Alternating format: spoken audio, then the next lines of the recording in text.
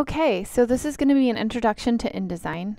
You're going to open up InDesign and you're going to get a page that's going to look similar to all the other programs that we've learned so far. You're going to create a new file, so you're going to click Create New. There's a few changes in this dialog box that are a little bit different than Photoshop or Illustrator. With InDesign, we're working with both vectors and pixels. This is just like a recent thing that I've done, but you'll notice that there's print, web, and mobile options that you can kind of just use default sizes that are available. If you're working with print, your unit of measurements is going to be in picas, which most of you probably aren't familiar with. It's a unit that's used in printing. If you have a default size in web, it's going to be measured in pixels, and mobile also is going to be pixels. We're just going to work with print and the letter size right now. If you want to change the unit of measurement to inches so that you're more familiar with it, you can do that. You'll notice here that it has the number of pages that you can place in the document. So this isn't really important to determine now because you can always add more pages later. But InDesign does work with files that are multi-page documents. So things like annual reports, magazines, books, pamphlets, anything that's going to have multiple pages is something that you would design in InDesign. You'll notice that there's this little checkbox next to what it says facing pages. We're going to leave that checked, and I'm going to talk about that a little bit later. Here you see it says start number, and that's the page number which the document starts on. So if for some reason you have an addendum and you want to start it on page 27, you can just type in 27. And then here you'll have columns. Columns are basically just going to be guides at this point. They're not going to be for text or anything like that, but they're going to allow you to put guides in to show you where columns should be placed. You also have your margins, which right now are set at a 1/2 inch. And then you also have a bleed and a slug. Your bleed is going to be if you ever have, if you're designing something that's going to be printed and it's going to go off the edge of the page, meaning like a color or a photograph or, some kind of text, you want to have a bleed. And the size that you want to have is 1/8 of an inch, so it's 0.125 inches. So we'll put that in there just so we can see what those guides look like. And then you also have a slug. The slug is just an area that you can give information to the printer, that sort of stuff. You probably won't be using that. And then you just hit create. Now this is going to open up our document. We've got these pink and purple guides, and those are your margins. Okay, so that is a 1/2 inch away from the edge of the page.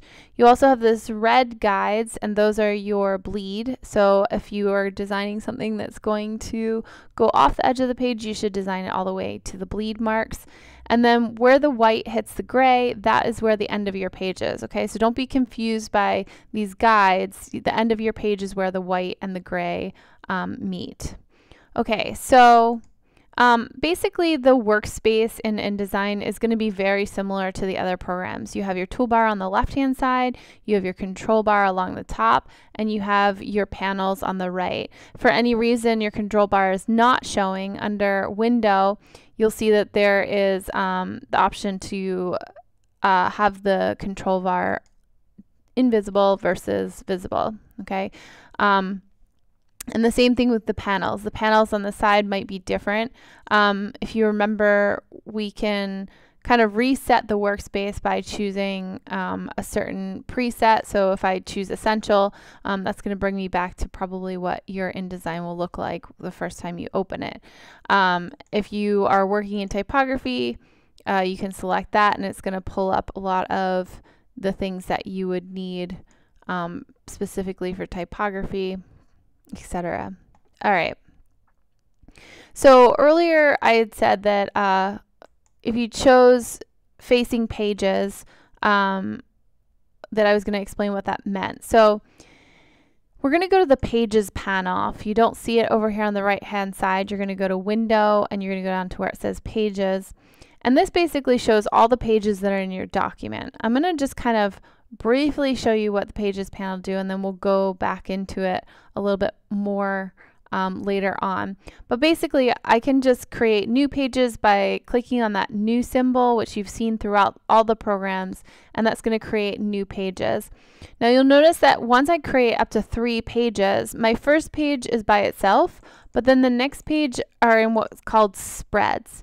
So this has to do with that facing pages option. So what that means is when you have facing pages selected, it's going to put your pages in a spread format.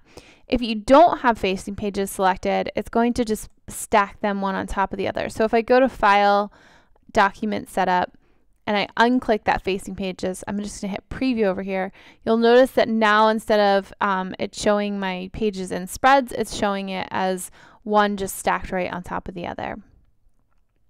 So I'm not going to do that. I'm going to have it in facing pages. I'm going to hit OK. All right. In order to go to a specific page in your document, you just double click on the page and it'll take you to that page. You can also move pages by selecting them. You'll notice that I can select pages without going to them. I have to double click to go to it. But when I select it, I can just drag it and I can actually place it and put it in a different spot. So you have the ability to move pages, create new pages. I can throw pages out. So if I decide I don't want those extra pages, I just hit the trash can and delete them. And so that's all done in the Pages panel. You can also go to the fly down menu and insert pages so that you can actually insert more pages. So if I wanted to have 5 pages, I could say OK, and it's going to insert all those. If I wanted to select more than one page, like move a spread together, I would just hold down the Shift key and select more than one. Let's say I wanted to delete all of these. I could just select all of them. I know they're selected because they're blue. I hit the Delete key, and that deletes those pages. Okay. Now, the biggest difference between InDesign and the other Adobe programs is that all things in InDesign have to have a frame around them. If you place a picture into InDesign, it will come with a frame, but if you create the frame first, then you can put a picture inside of it. Okay, so if you look at this toolbar, normally if we were in class, I would ask you whether this toolbar looks more like Illustrator or more like Photoshop. And the answer is that it looks more like Illustrator. So a lot of these tools you should be familiar with. You've got your black arrow, your white arrow, which if we remember, the black arrow selects the entire object. The white arrow selects parts of it or points. You have your type tool, you have your line tool, your pen tool, your pencil tool, and your smooth and erase tool. You've got all of your shape tools, so you have rectangle, ellipse, and polygon. You actually have less options in InDesign than you do in Illustrator. There's a few new tools that we'll talk about later. You have an eyedropper tool, a hand tool, a magnifying glass, and we're back to using our fill and our stroke instead of having a foreground and a background. Okay, so if you remember, the fill is going to create color on the inside of the object, and the stroke is going to create color on the outside of the object. Okay, so that's the difference between those. Okay, so let's talk about frames and placing images into InDesign. When you have an image that you want to go in InDesign, there's 2 ways you can do it. You can place it in and it'll bring a frame in with it, or you can create the frame first and then place the image into it. And the benefit of that is, let's say you have a document that you have to set up, but you don't have all the images that are supposed to go in there, so you can kind of put placeholder images in, or at least know where the images are going to go and what the size is going to be before you place them in there. So we're going to talk about how to create the frame first and then place the image. You'll notice that there's a tool here that looks similar to the shape tool, except that it has an X in it, and that is your frame tool. If you click and hold it down, there's a rectangle, ellipse, polygon option. Okay, we're going to just choose the rectangle option for right now. I'm going to select that, and I'm just going to create a random rectangle. It can be any size, and I want you guys to do this as well while you're watching the video. So if you need to, you can just pause the video by pressing the space bar, go back to InDesign, create your rectangle, and then come back to the video. So once you've created your rectangle, we have to make sure it's selected. So you'll notice that it's always visible to us, and that's our frame. It has the X in it, which implies that it's meant for a photograph. And so you select it, and you know it's selected when you kind of have these little points at each corner and they're highlighted, versus when it's not selected, it doesn't have those available. So I'm going to select my frame, and I'm going to go to where it says File, Place. Notice that the key command for that is Command D, okay, which when we were working in Photoshop, that was deselect. Here it's Place. So we're going to hit Place, and you're going to choose an image that you have on your computer, and you're going to hit Open. Okay, so none of you really saw this image before, but basically it's a bunch of clouds in the sky, and what you might notice is that the image is extra large, number one. Number two, it looks pixelated, and it's zoomed in. Okay, so what this did was it placed our image at full size, but we can't see our entire image because it's being cropped by the frame. Okay, so there's a couple ways to handle this. The first way is that we can adjust what's called the fitting, and there's a couple ways to do that. The first way is there's these icons up on your control bar that look like your bounding box with a little gray box inside of it, and those are your fitting options. If you don't see those on your control bar, it might be because you don't have your frame selected, but also could be just because your screen's not large enough to display the entire control bar. And there's two other ways to access these fitting options as well. You can either go to Object and then go down to where it says Fitting, or you can right click and go to where it says Fitting, and all of those same options are there. So let's look at these options. The first one we have is Fill the Frame Proportionally. The second one is Fit Content Proportionally. The next one is Fit Frame to Content, and Fit Content to Frame, and then center your content. So we're going to choose the first one, which is going to fill the entire frame, which means that parts of our image might still be cut out, but it's going to maintain those proportions of our image and make sure that the entire frame is filled. So when I click on this, now I can see my whole image. It looks much better. You'll notice that when I roll over the center of my image, there's this little viewfinder that shows up. It looks like a circle inside of a circle. If any of you have used old film cameras, you see this a lot. It's like a viewfinder. All right. So when I roll over that, I get this hand symbol, and that hand symbol actually allows me to do a couple things. One, if I just click one time, it's actually going to show me the outline or the bounding box of my actual image, not the frame. And if I click and hold it down, it's going to show me the parts of the image that are being cut off. And it also allows me to move that image behind my frame. So if there's a part of the image that I want to be more focused on than other, then I can easily move it around behind the frame. So the thing that you have to remember is that the frame and the image are independent of one another. Okay, so that means I can adjust the frame and I can adjust the image without them affecting the other one. So one of the ways to do that is to click on this viewfinder, and you'll notice that there's a yellow bounding box around my image, and then if I click off and then click on again with my black arrow, you can see the blue bounding box represents the frame. Okay, so the yellow bounding box represents the image, the blue bounding box represents the frame. Now, I could make my frame smaller as well, and that's just going to crop out my image. My image is still there. You just can't see it, okay? All right, let's get back to those fitting options. So the second option was going to be Fit Content Proportionally. And what that means is that if I click on that, it's going to fit the entire image inside of my frame. And so it doesn't really matter what the proportions of the frame are, I'm going to see my entire image. Now this is a problem because let's say I put a color inside of this frame. Well, all this extra space doesn't look very good. So in order to fix that, I would want the frame to be the same size as my image. And so that brings us to the next option, which is Fit the Content. No, sorry, actually two options past that, is fit the frame to content. And when I click on that, what that's going to do is it's going to make the frame the same size as the content.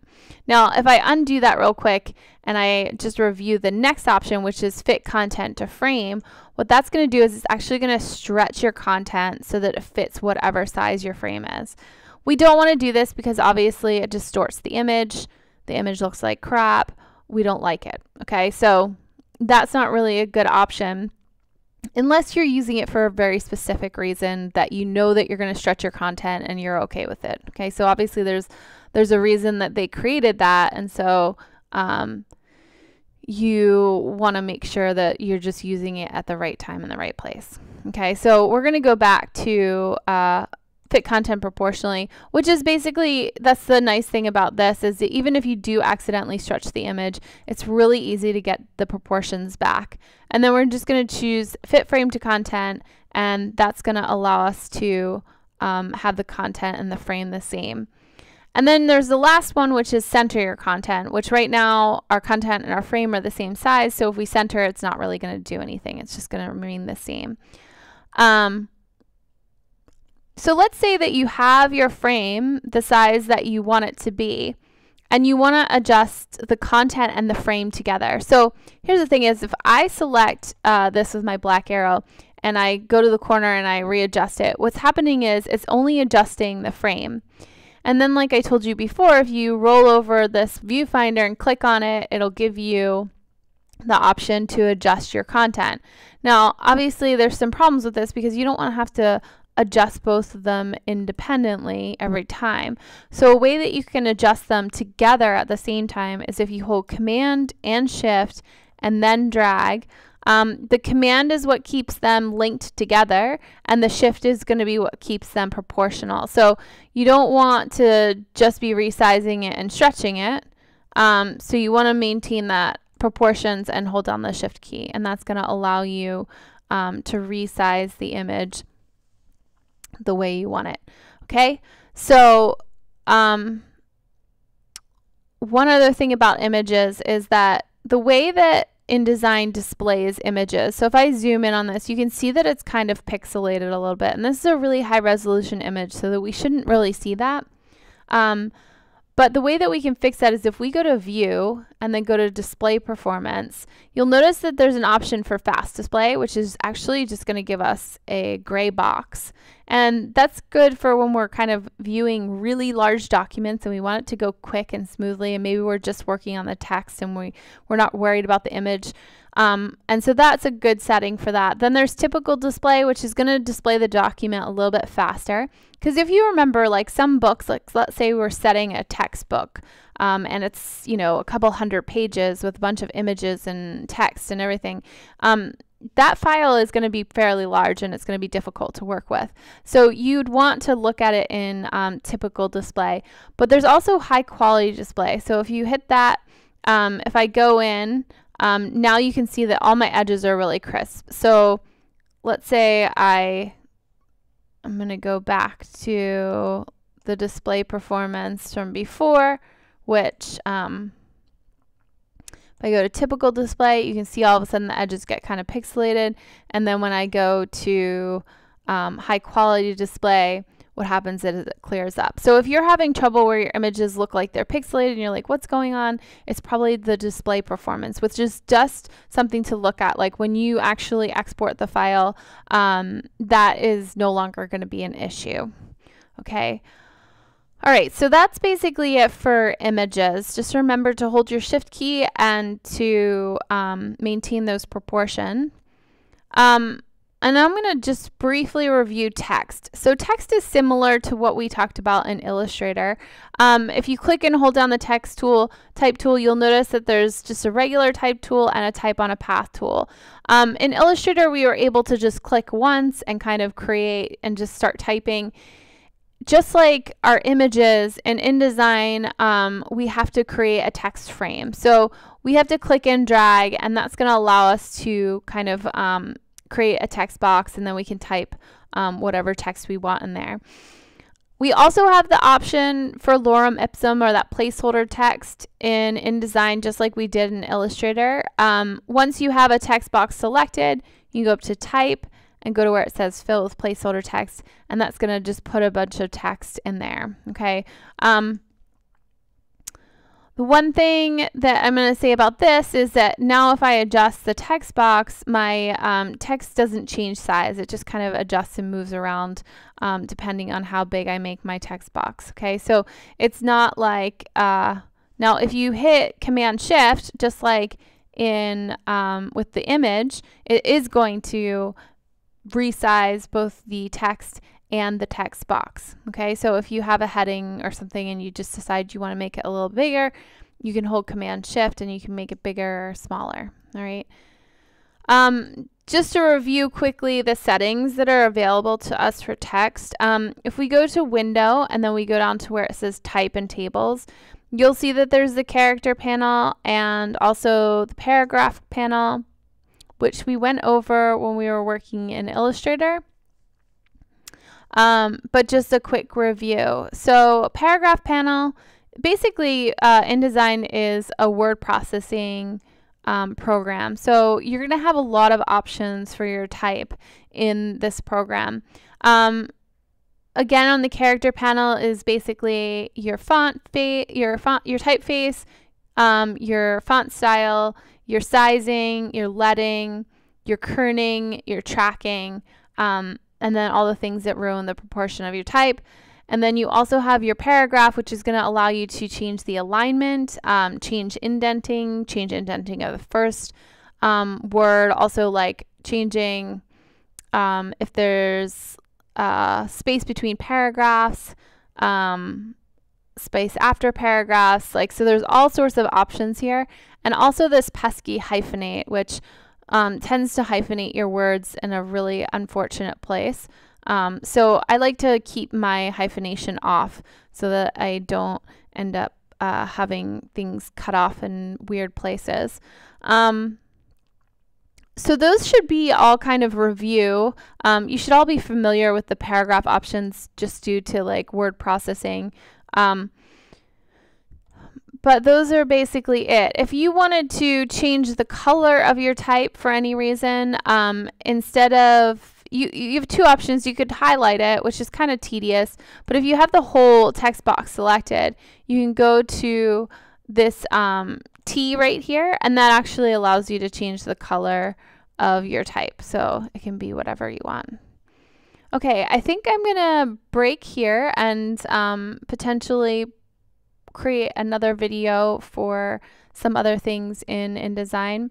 Actually, before we break, I'm going to talk to you about one last thing. So basically, when you have a text box selected, there's a couple of options that you can kind of create with your text box. So let's just, I'm going to make this kind of the whole width of my page. I'm going to change my type back to black. And I'm going to fill with more placeholder text. So I'm just going to kind of put my cursor there and go to type and say fill with placeholder text. Okay, so now my whole text box is filled. So the things that I wanted to show you is what's nice about this is just like with the image, we can put a color behind this. So let's say we use, it's a little bit excessive.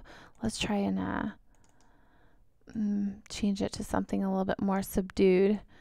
Okay, so we've got this light green color. Now here's the problem is we've filled our text box with a color, which is great, but the problem is that our text over here on the edges is just really, really close. So there's a couple ways we can fix that. If we go to Object and Text Frame Options, which is also Command B, that's going to bring up a dialog box. It's going to be super helpful in InDesign. It's going to help us with a lot of different things. In this case, it allows us to add columns to our text boxes. So basically, we could increase the number of columns. It also allows us to create, to change the gutter of our columns. So the gutter is the space between our columns. And it also allows us to adjust inset spacing, which this is what I'm most interested in with this particular option, because the inset spacing is actually going to push the text away from the edge of the box. And then this makes it so that I can, you know, have this type box. I'm going to just hit OK here. Oh, also there's vertical justification, and we'll talk a little bit more about that later. But basically now I can change my text box, and I'm not worrying about having another box behind it that I have to change the color for, all that stuff. I mean, so this is a lot. It's like similar to the appearance panel in Illustrator, kind of having that versatility of everything being in there. So it's always good to have less objects, excuse me, when possible. The last thing I'm going to show you is, so when you kind of have everything deselected, you might actually have like all these text frames that, you can see everything. So even when things aren't selected, you can see those blue boxes. For some people, that drives them crazy. So in order to turn that off, you can go to View, Extras, and Hide Frame Edges. And then it's just going to actually show you anything that you have visible. The other option, let's say I'm just going to turn this back on, is that you can hit W on your keyboard, and what that's going to do is it's going to actually show you a print preview. So it's going to get rid of all your guides, everything, and you're going to see what it's going to look like either when it's printed or when you save it as a PDF. And this is just really helpful. You can go back and forth, especially if you have lots of guides on there to kind of create a grid work that you're working with. This is going to be super helpful with that. Okay, so that's just pushing the letter W on your keyboard. You can also just hide your guides by hitting Command and colon, and that's just going to hide your guides, but it's not going to hide your text frames or your frames in general. Okay, so I'm going to end there, and hopefully this was helpful, and hopefully we were able to follow along. All right, thanks. Bye.